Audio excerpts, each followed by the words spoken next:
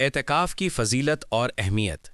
اعتکاف ایک ایسی عظیم عبادت ہے جو صرف امت محمدیہ صلی اللہ علیہ وسلم کے ساتھ خاص نہیں بلکہ پچھلے انبیاء کرام علیہم السلام کے زمانے سے جاری ہے۔ قرآن مجید میں بھی اس عبادت کا ذکر موجود ہے۔ اللہ تعالیٰ نے اپنے جلیل القدر پیغمبروں حضرت ابراہیم علیہ السلام اور حضرت اسماعیل علیہ السلام کو حکم دیا کہ وہ بیت اللہ کو طواف کرنے والوں، نماز پڑھنے والوں اور اعتکاف کرنے والوں کے لیے پاک صاف رکھیں۔ اس سے معلوم ہوتا ہے کہ جس طرح طواف اور نماز اللہ کے قرب کا ذریعہ ہیں، اسی طرح اعتکاف بھی اللہ تعالیٰ کے قرب کا خاص ذریعہ ہے۔ رمضان المبارک کے آخری عشرے کا اعتکاف رسول اللہ صلی اللہ علیہ وسلم کی مستقل سنت ہے۔ حضرت عبداللہ بن عمر رضی اللہ عنہ فرماتے ہیں کہ رسول اللہ صلی اللہ علیہ وسلم رمضان کے آخری 10 دنوں میں اعتکاف فرمایا کرتے تھے۔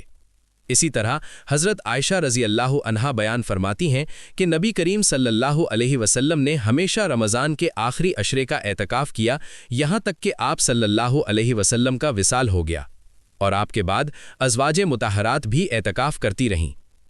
حضرت ابو ہریرہ رضی اللہ عنہ سے روایت ہے کہ رسول اللہ صلی اللہ علیہ وسلم ہر رمضان میں 10 دن اعتکاف فرماتے تھے، لیکن جس سال آپ صلی اللہ علیہ وسلم کا وصال ہوا، اس سال آپ صلی اللہ علیہ وسلم نے 20 دن اعتکاف فرمایا۔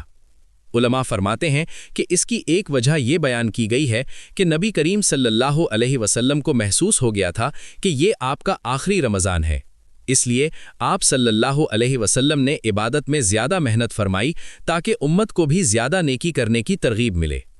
اعتکاف دراصل دنیاوی مصروفیات سے کنارہ کش ہو کر اللہ کے گھر میں ٹھہرنے کا نام ہے۔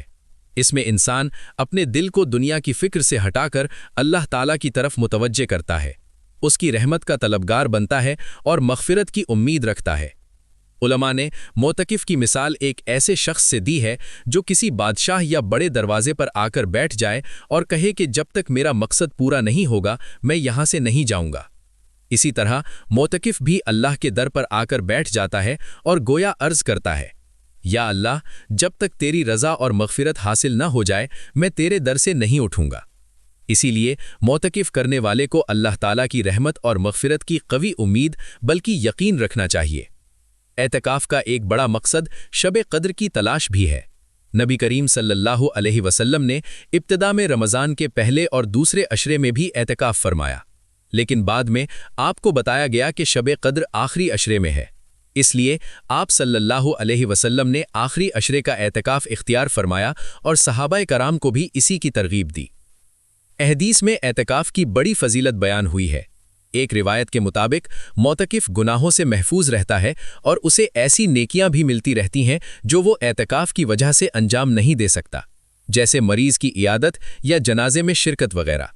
ایک اور روایت میں بیان کیا گیا ہے کہ جو شخص صرف ایک دن بھی اللہ کی رضا کے لیے اعتکاف کرتا ہے تو اللہ تعالیٰ اس کے اور جہنم کے درمیان 3 بڑی خندقیں حائل فرما دیتے ہیں جن کا فاصلہ زمین و آسمان کے فاصلے سے بھی زیادہ ہوتا ہے۔ لہٰذا ہمیں چاہیے کہ رمضان المبارک کے آخری عشرے کی اس عظیم سنت کو زندہ کریں، اعتکاف کا اہتمام کریں اور اللہ تعالیٰ کی رحمت، مغفرت اور قرب حاصل کرنے کی کوشش کریں۔ اللہ تعالیٰ ہمیں اعتکاف کی حقیقت سمجھنے اور اس پر عمل کرنے کی توفیق عطا فرمائے۔ آمین۔